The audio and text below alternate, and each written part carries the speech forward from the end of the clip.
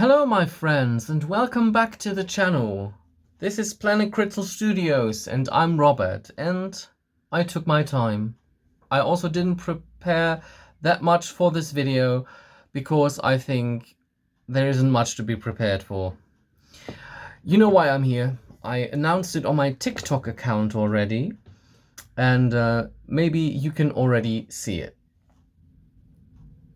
Switzerland won the Eurovision Song Contest. And I don't even care at this point if the camera is mirrored or not. Maybe I just mirror the video back. If you can now read this in the right direction, then I mirrored the video because I was bored. And if I haven't, then I was lazy. So, and this is what it's about. This is supposed to be a little recap for the Grand Final of the Eurovision Song Contest, which was held in Malmö and hosted like a week ago, last Saturday. And a lot of things happened also prior to this final. I want to talk about that also. But so far, I want to talk about my experience with Eurovision this year. And I enjoyed the semi-finals, even though I lost here and there one of the songs. I was very sad for particularly Belgium and Australia, because I just didn't get how they were not in the final. It's beyond me. Like, this was another strong year. Like, yeah, last year was also a very strong year with songs. And of course, sometimes songs you can't really understand and you don't understand the appeal, they progress to the final. Like Estonia. Why was that in the final? Like, the thing is, I'm always saying, if you don't like a song, say you don't connect to it. And if you just don't like a song, just don't talk about it. Just say you don't connect with it, and then it's over with. But sometimes I really have to voice my opinion that I sometimes think there are songs that would have been better for the Grand Final. Also, they didn't get very far during the Grand Final, points-wise, so yeah. I don't have to understand that, I think, yeah. Anyways, I really enjoyed the semi-finals. I was watching them up here in my office, as you might know, because I made TikToks during that time, and I'm also going to make TikTok compilations for both semi-finals. And as you also know by this point, I always watch the Grand Final with somebody else, not alone, with somebody else. They do not wish to be on camera, I respect that, so my opinions about Grand Final will be always condensed in a recap. Also, like, especially this year with the Big Five and host country already performing during the semi-finals in full, what else is there to talk about? It's just a different constellation of the same songs and performances that we have already discussed during TikTok. Like, when I say discussing, I just mean I give a minute of my opinion to it, and then that's that. So the Grand Final was good. I read online that some people think that the Grand Final from last year was better, and I enjoyed the Grand Final. Of course, there were some undertones that I've been looking out for during it, and I still was able to enjoy it. The thing is, for someone who's not on the internet, for someone who's not on Twitter, for example, and I'm not going to call it X just because Elon Musky Socks does want this, because I do not care about his opinion, frankly. If you are not on Twitter or any kind of social media, maybe you weren't even aware what took place prior to the final of last Saturday. I think by now a lot of people know, because it's also been in the news, and I do not want to make this video a opinion about what has been going on there, but I also want to address this, because I do not want to do it in a separate video, and I am also not sitting here blathering away for an hour about it. I want to cut it short to at least half an hour a video, and I want to preface this with, I am so happy about the winner. I voted for other countries, okay? 20 votes, as everyone has with one device in their country. And I placed 8 votes with Georgia, because Firefighter was my song of the year. Like, I really, really loved it. And I'm kind of sad that Nutsa didn't make a better ranking this year. And I don't understand it. It's such a great song. Like, maybe it didn't connect to other people, but to me it connected very, very well. Like, the staging was cool, the vocals were on point. They were out of this world. And people apparently didn't appreciate it that much. I mean, this happens every year, that there are songs that go underappreciated. A lot of people talk about other songs that were underappreciated. I have heard Austria at one occasion at least. A lot of people talk about songs from the song from Norway, which personally I didn't connect to because, don't know, I didn't feel like this was a harmonic way of singing. It's not for me. I'm not going to listen to it further. That's it about Norway. And of course, it's happening every year because the points are going to focus on a special set of songs that are competing, that are either very high in the betting odds or that are very high, like audience magnet, in terms of the audience really loves this song. And another song that the audience really loved this year was the song from Baby Lasagna from Croatia. And I also placed 8 votes for Croatia because I was just like, so, don't know, eaten up by this song. Like, I was listening to it constantly and I'm jamming along to it still. And then I also placed 4 votes for the UK because, yes, I like the UK. I have been in touch with Ollie Alexander's music prior to Eurovision, which is something that doesn't happen very often with an artist. And I also liked the song. I liked the performance because it was very gay. I'm sorry, but it was so gay. I mean, he is also gay, just like me. So he didn't mind, I didn't mind, and I think a lot of the audience also didn't mind because a lot of Eurovision fans are also somewhere in the LGBTQIA plus community. So that's that. And yeah, of course, like, Switzerland won, which is cool because this is the first time I personally see Switzerland having a victory in Eurovision. The last one, I think, was incidentally the one with Celine Dion in 1988, and they haven't won ever since. And it is a good thing that they now have won, and I get to see a Eurovision Song Contest in the country it first was hosted. Unfortunately, the city where the first Eurovision was hosted, in Lugano, they already said, we do not want to host this event right now or ever again or whatever. Like, they don't want to do it. And if they don't want to do it, okay, fine, then don't. Like, it would have been a nice touch. But if they don't want to do it, I mean, the event has grown so much ever since 56. And maybe they are afraid that they do not have the capacity, or maybe they are well aware that they do not have that. And so maybe that's the reason. And another cool thing is with Nemo, the first non-binary artist, has won Eurovision. In an edition where there was additionally another non-binary artist, the artist from Ireland, Bambi Thug, which is, like, controversial because this person has this witchy-like stage persona. Doesn't say very much about the person. Like, the person is the sweetest person you can have. When Nemo won, Bambi went to Nemo and gave them this, like, crown thingy, and Nemo held on to it the entire way to the stage. It was so precious. I was so happy. And when Nemo got home, that's a video I saw on Twitter. Maybe you remember the duo from Austria last year, Taya and Selena. You know, who the hell is Edgar? And Taya was there because Taya knows Nemo. And they shared such a sweet moment. It was basically just like, Taya was just like, I knew you could do it. And that was such a sweet moment for both of them. And I found it really cool. Yeah, this also, the song was very cool. It was unconventional. When I heard it at first, I was unsure about it. I was just like, okay, this song is all over the place. It has got, like, slow singing, fast singing, low singing, high singing. It was all over the place. It was an unusual song, so maybe that's the reason it was worth winning. The performance also was interesting. He was on this kind of plate that was spinning, but it also was a bit tilted. And because of physics, of course, they wouldn't fall down. I'm really trying to not misgender this person. If I happen to slip up, I'm very sorry, but they were performing on this tilted plate and it was looking so gorgeous. Like there were moments where it looked that they would almost fall down, but they didn't.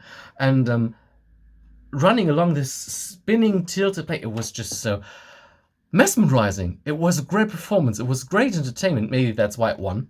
I don't know. There were also other songs I would have liked as a winner, like Croatia, for instance. Croatia finished second, and Baby Lasagna is very proud of that. When his country welcomed him back, and he saw how many people were there to see him arrive and to say him congratulations for what you've achieved for us. He also started crying, which is so sweet and precious. Like I read a lot of positive things about the artists coming home, and it's so good. And what I also liked about Eurovision this year was, and this is more like behind the scenes thing, the camaraderie of it. Like so many different kinds of artists. For example, like the artists from Switzerland and Ireland, but also from Greece and Portugal and from Latvia and from Lithuania. They all seem to be best buddies. They had such a strong connection to each other. They were happy for each other when they received points. This goes for like most of the artists this year. That was so much positivity. It was good sportsmanship, and this is so important in Eurovision. I really love to see it. So, and now I want to address the elephant in the room. For that, I'm going to put Switzerland away. But I'm also not fetching the heart that I have from the country that we're also going to address in this video. Like this is the only heart I've got available right now, because the other ones are already at home where I can, where I store them until next year when I need them for my new video sessions. Yeah, one of the worst things that happened this year in Eurovision was the disqualification of an artist and also his song because of something that happened somewhere backstage, somewhere out of the limelight, at least for me, like an altercation. I hate using this word because I'm not sure I'm pronouncing it right. And this basically ended the Netherlands their being in Eurovision Grand Final, because between the second semi-final and the Grand Final on Saturday, so much happened, so much that was bad. And I read a lot on Twitter about what happened, because I happened to read tweets from people who happened to be in the press center. Some didn't have sources, so I'm taking them with a grain of salt.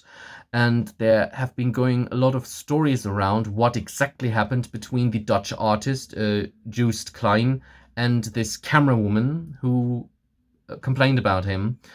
And subsequently is responsible for that he is not or has not been in the Grand Final. And since I'm a person who is always open to different perspectives and facets of every situation, I have to say that since we still do not seem to know what really happened, because there are a lot of conflicting stories around. One of the first things I heard and read were that he hit her, which he apparently didn't. Then people said he broke her camera. I don't know if he did. Then they said he was doing a threatening gesture. I wasn't there. I can't account for it. So these are like 3 of the different stories that I have heard that I can address because I am aware of them. Maybe there are also other versions of this situation around.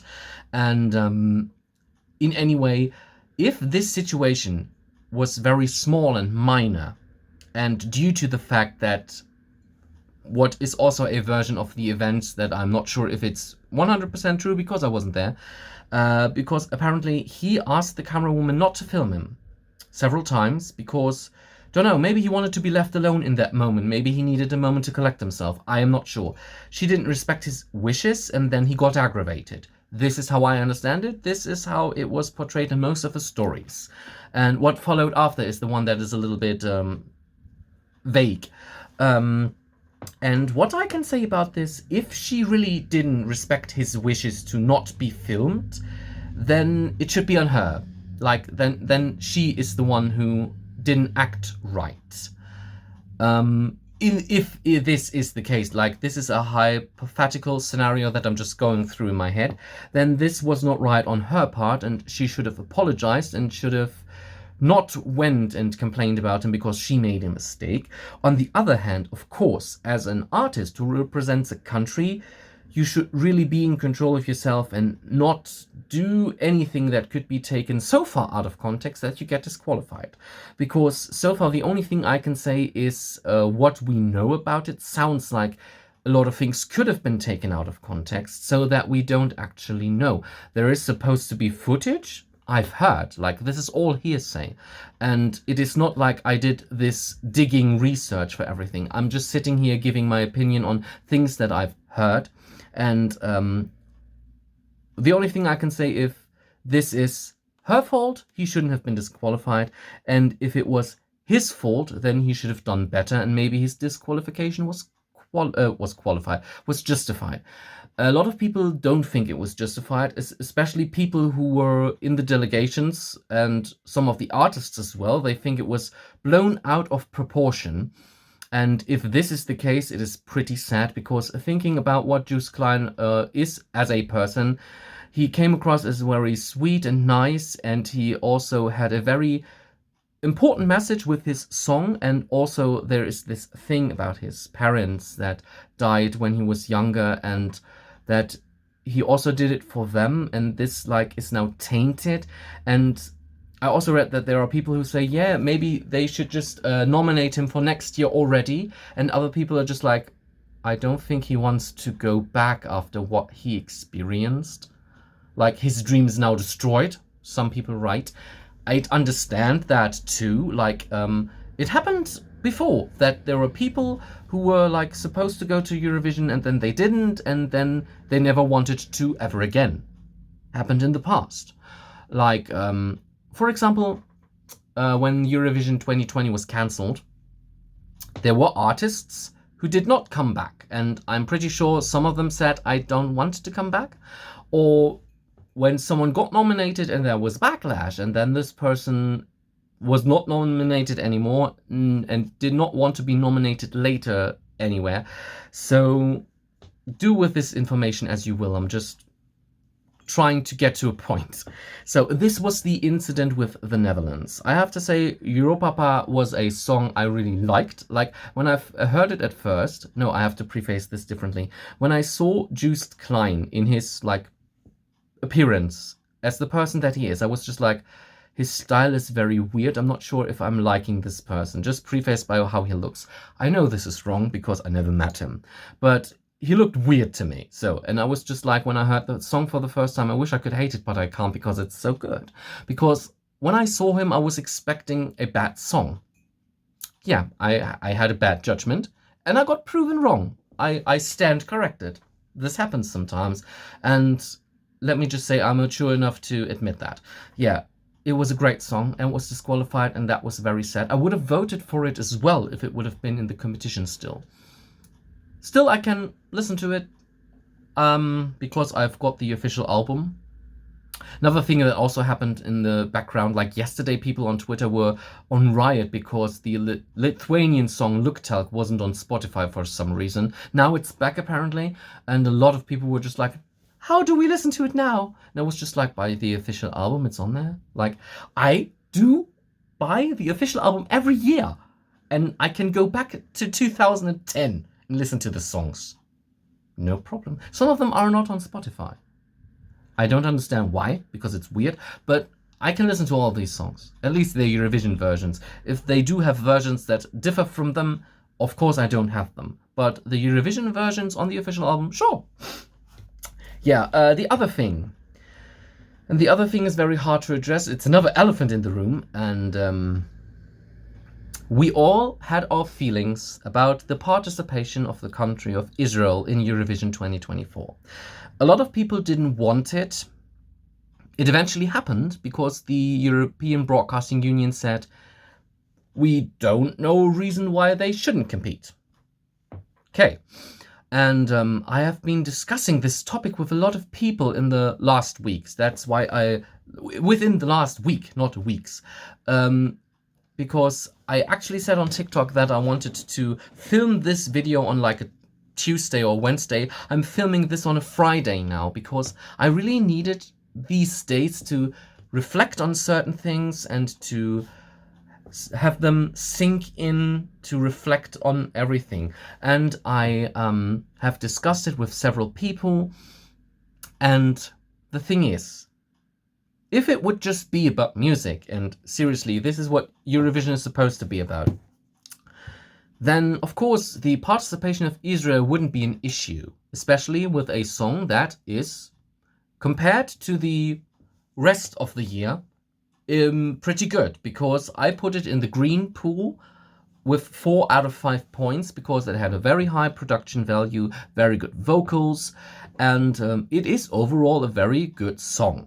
This is what I can say about it from just the music standpoint. Good. The thing is, Eurovision stopped being about just music several years ago because there is always politics in there. And I'm not just talking about the neighbors voting, I'm also talking about the reaction to recent political events that shows itself in how the people vote in Eurovision. Because, and when I say this, I do not even mean it as a bad thing or to be mean, but we do know that the Ukraine won in 2022 because those were sympathy votes. Like, the song wasn't bad, the song was quite good as well, but it also won because of that. And that's a fact, because we can't deny it.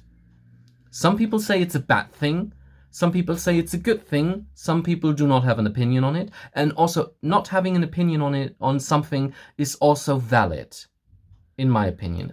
I discussed it with a new colleague of mine recently, and she also said sometimes it can be very refreshing and freeing to just not have an opinion, or to just not give it.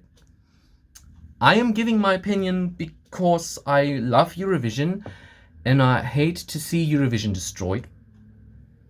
And what happened during Eurovision this year has brought destruction closer to it, because a lot of people think that the EBU is destroying the Eurovision brand themselves with what they do, with ignoring the strong voices that say there are things that you shouldn't do because it is going to have a lasting impact. And of course, these people think, hey, we know what we're doing, trust us. The thing is, in the past, I think they have proven that their decisions are hit or miss. Like, sometimes they do good decisions and sometimes their decisions are complete bonkers. At least from the standpoint of us who are just the audience and the fans of Eurovision. We do not necessarily know the clockwork behind it, and maybe the decisions that they make look bad to us but are actually like beneficial to the Eurovision Song Contest. So you see, this is all just a big what if. And what would have happened if Israel did not attend this year? Would have been different, yes. Would have been better, who knows? The thing is, like I said, if it would just be about music, I also don't mind Israel participating, because in the past Israel had very strong songs. They even won during the time I watched it. I enjoyed the contest in Israel also very, very much. I've got it on DVD. I really liked the logo that year with the star comprised of these triangles. That was such a good design, because it was not circular like so many designs that came before it.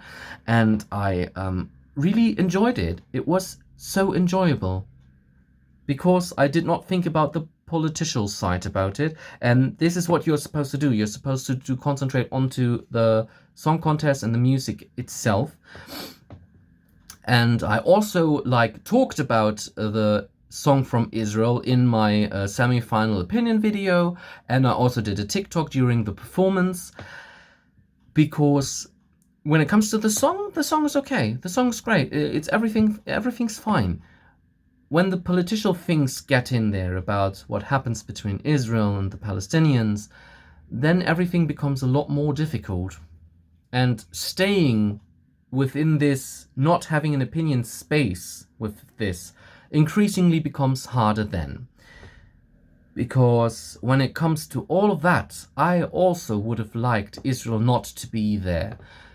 because, and also this is just hearsay, and if it's true, then at least that's my opinion, that or it is that I'm staying with my opinion. If it's not true, then I'd be relieved, to be honest.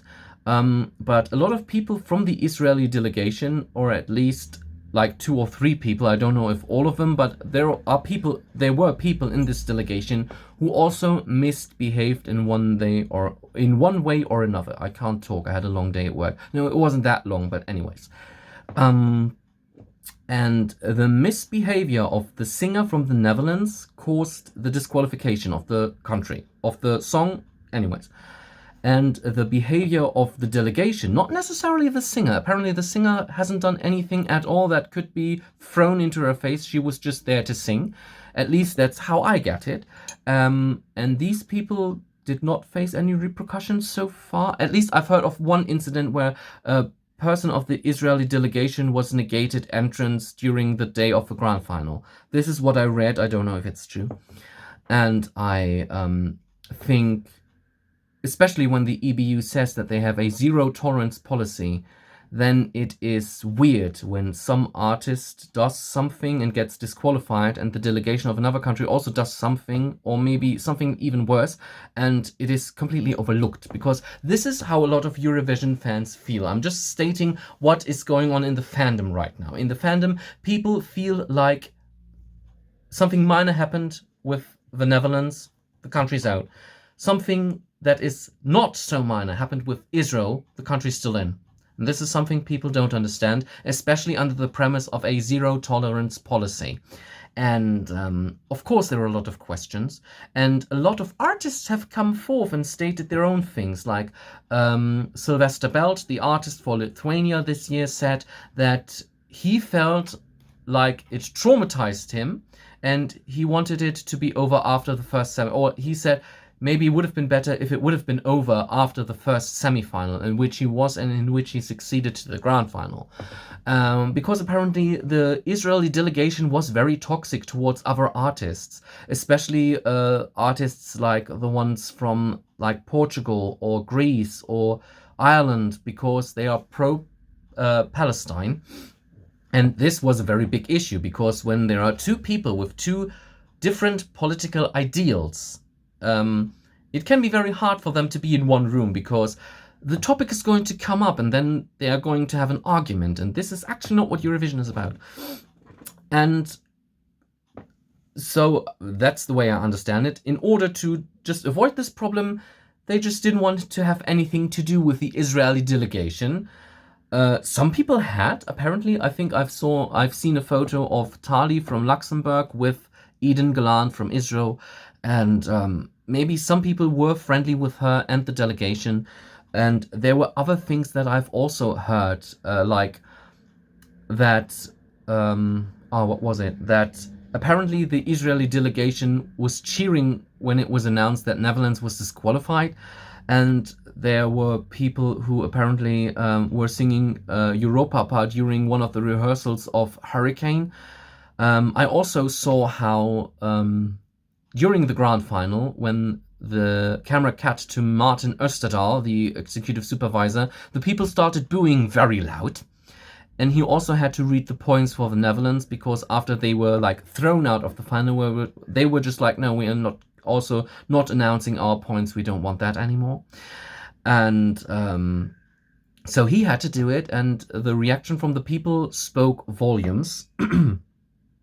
There's also a clip circulating on Twitter where during the rehearsals, the person who was a stand-in for Finland was refusing to name Israel as the 12 points country. It was just a rehearsal. It was just mock-up points, but it was her point not to speak out this country. And this person said Ireland, and Petra was just like, can we have the country again, please? And she confidently was just like, Ireland, because she did not want to say Israel. And I personally think a lot of people have been wearing on their sleeve what their political view is. And a lot of people are pro-Palestine and against Israel. And this is what formed the situation at Eurovision this year. This is the standpoint, this is the focal point of everything, why things happened the way they did. And this is the reason a lot of people said it would be better for Israel not to attend, because they had it in their guts that these kinds of conflicts could arise if Israel is there. And so it is not up to me to say this. Like, I could sit here and say I want Israel to be in because it's just a country, it's just about music, and the politics don't matter here. I could also be the other side who says I want Israel out because it's destroying the contest, because they do not share the values of the contest, because war is not a value of the Eurovision Song Contest, which is very clear. And another thing that I've also heard is that even the European Union wanted to have a talk with the EBU because there apparently was a ban on EU flags. I didn't understand this flag thing at all. Like, I think all flags of the participating countries should be allowed, of the European Union, of course. And I also think all pride flags, and this does not just include the rainbow flag, but also the lesbian and the gay flag, and the asexual and the demisexual and the transgender and the non-binaries. Each of them, they all have their own flag. All of them should be allowed because they stand for something positive. They're support for people from these different kinds of sexualities and gender identities. And they should also all be allowed. The only flags that should not be allowed should be flags that have a negative bearing. Which these are is up to them to decide. Like, I can't do this. I'm not working for the European Broadcasting Union. If I would, then I'd be sitting under my desk by now crying and rocking back and forth like a baby. I'm not sure. Yeah, this is just like the conclusion of everything that I saw happening, that I heard happening during Eurovision this year. And I am thrilled to see how Eurovision is going to be handled in Switzerland. Another thing, there are also people speculating that Israel was not disqualified or didn't face any repercussions whatsoever, or at least only very small ones, because the sponsor of Eurovision, Moroccan Oil, also comes from Israel, and maybe they would have pulled out funding if this country in particular would have been disqualified. Like, those are all just thoughts and speculations about the whole ordeal. But I can safely say that I have never had a Eurovision that had so much drama in the background that also affected me personally and emotionally. And it affected me because I love Eurovision for its values, because Eurovision is about peace and about unity, about equality and about freedom. Everything that is positive, everything that lets a person live their life, that lets them be who they want to be, what they want to be, where they want to be. This should be, and this is what Eurovision is about. These are the values that we should aim for as a society, no matter which country in the entire world. It is supposed to be this way, in my opinion. And when you look at the political things, of course, some countries do not seem suited for Eurovision. So, for example, there were times where I was a little bit on the middle side of if Russia should be able to compete in Eurovision if they are so homophobic. Because I, as a gay person, would not travel to Russia if there was a Eurovision, because I wouldn't feel safe. Of course, no one is forcing me to go to Eurovision. This is not something that you get forced to do. Unfortunately, like, if someone would force me to go to Eurovision, I wouldn't say no, except it's in Russia, which is not going to happen.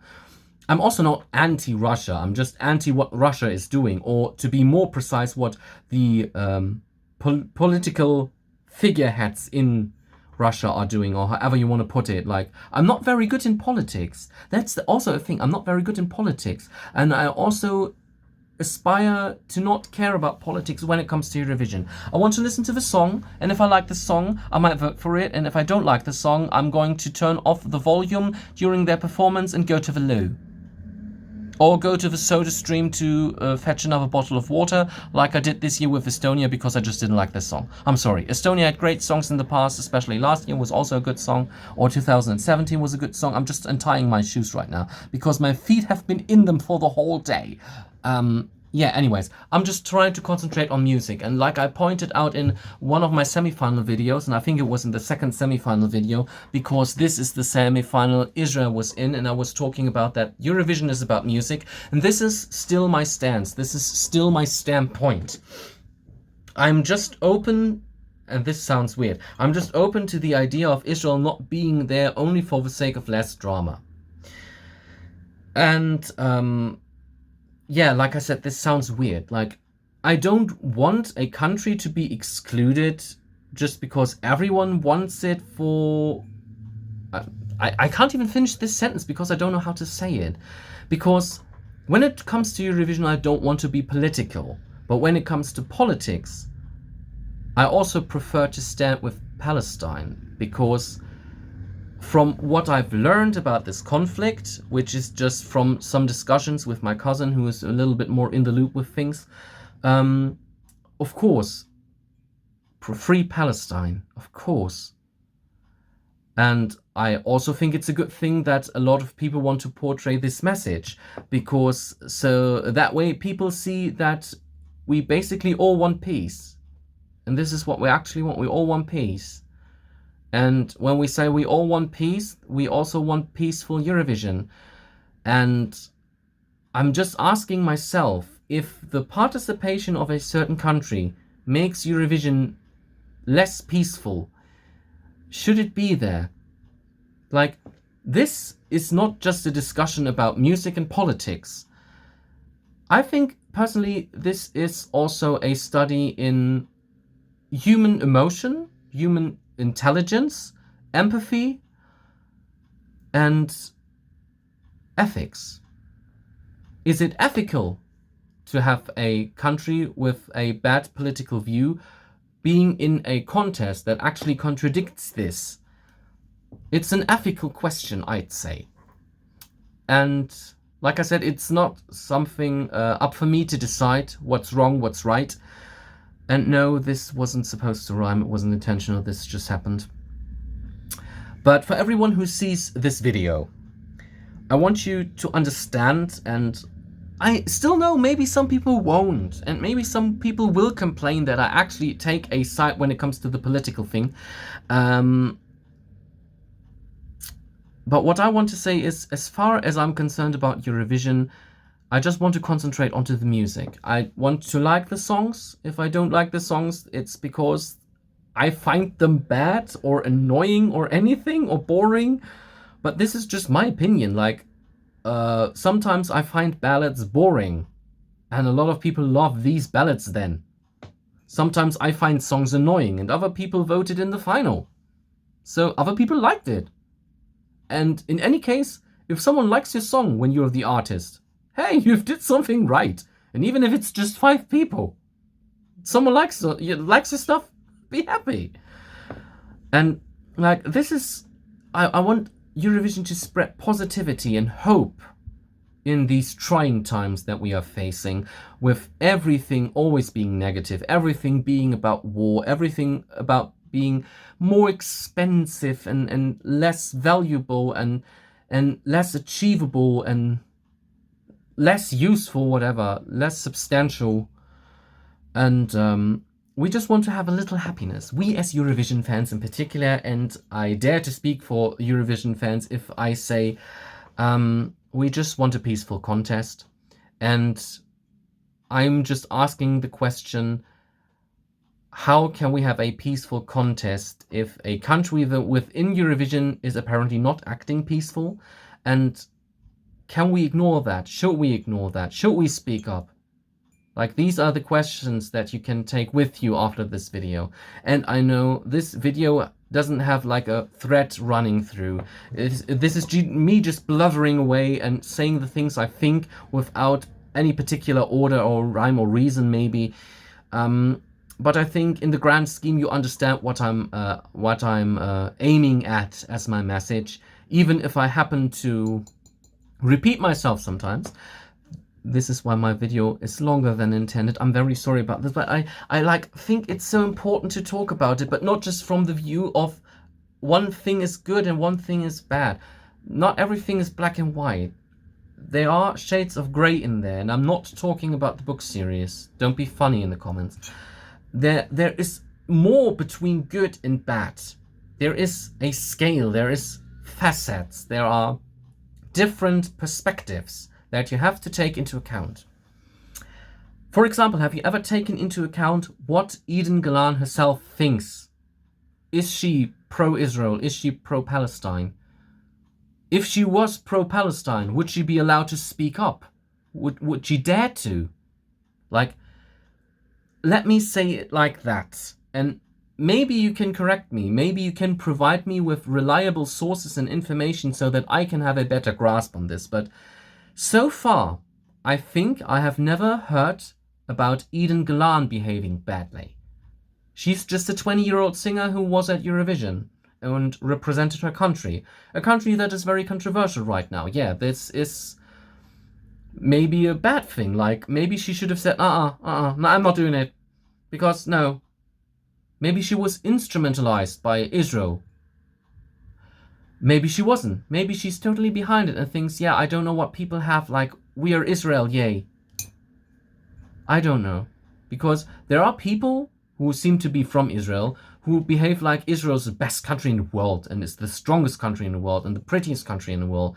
Like this uber perfect country, which it's not.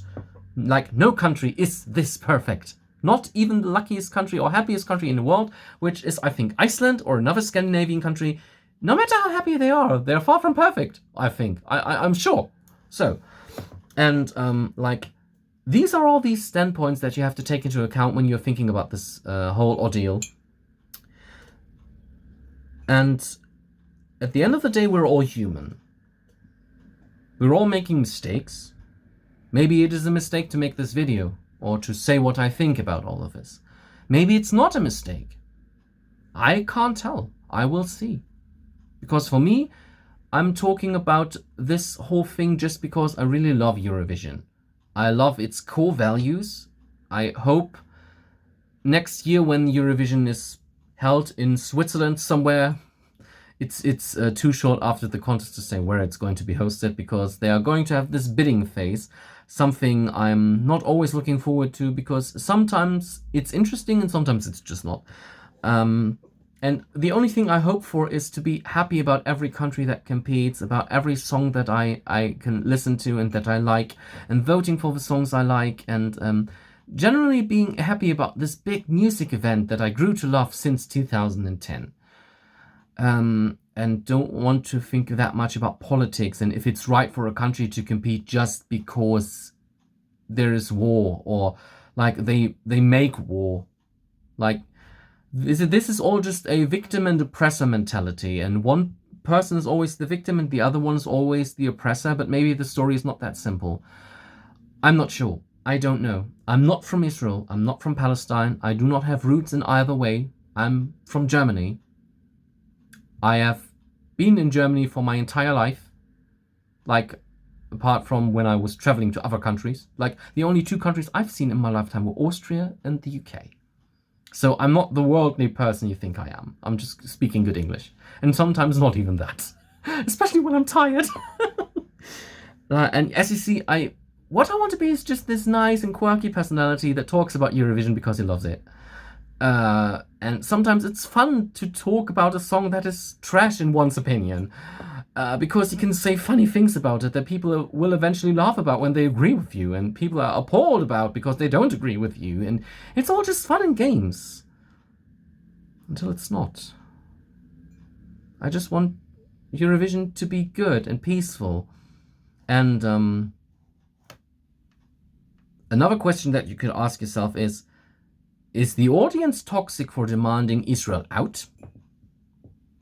I mean, they have the reasons, of course, and I understand these reasons, but just because I understand something doesn't necessarily mean that I also agree with it. And as I pointed out earlier, when it comes to music alone, and just the music, I don't agree with shutting out someone, but when it comes to when something is dangerous or feels like it could have a negative impact, then maybe it should be considered. And yeah, this is like the essence of this video. Like, ask yourself these questions when you think about Eurovision. And like I said, if there are points that I forgot or something that could help me to have a better grasp at certain questions, then please let me know in the comments. Just please be respectful. Like, look at this video. For the last 45 minutes, I've tried to be as respectful as I can towards all the countries. To all the countries that competed, all 37, even the Netherlands and Israel, because who knows who really is the good or the bad guy? Because in my opinion, each person is capable of both, of the good and the bad. No one is perfect. No one is an angel. No one is the devil either. We're all just humans. And think about that. I'm going to enjoy my weekend now. Because it's a holiday on Monday, I'm going to have a long weekend.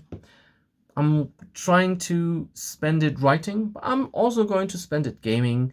And maybe once in a while I'm going to listen to another Eurovision song. But so far, like a lot of people said, Eurovision depression is not existent this year because somehow we're all happy that it's over, because it's emotionally strenuous when you read all these negative things. Because you read all these negative things the rest of the year when it comes to the news.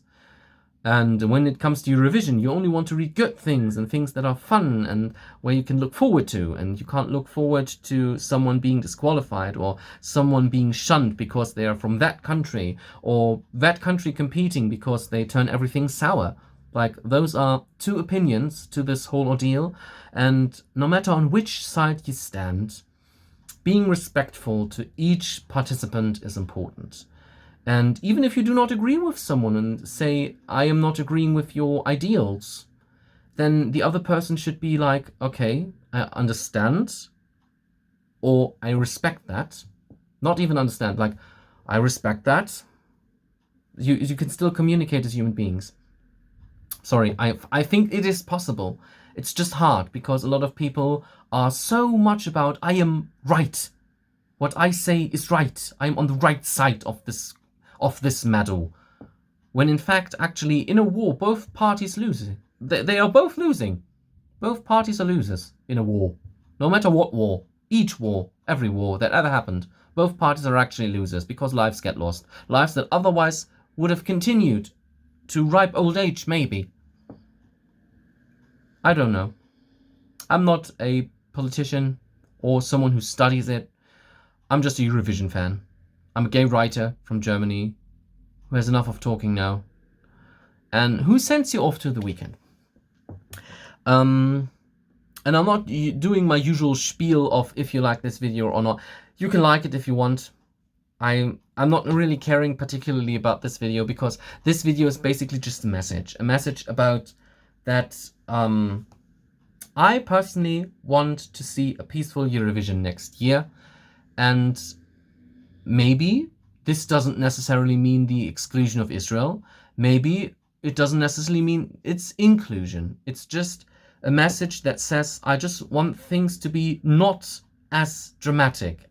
Like, be nice, people. This is all about what I'm asking for. Be nice and make good music. I can't find an end. Okay, I'm done now. Have a nice weekend. Next English video, I'm not sure. Next German video is another Tomb Raider video is going to be scheduled for Monday. Goodbye.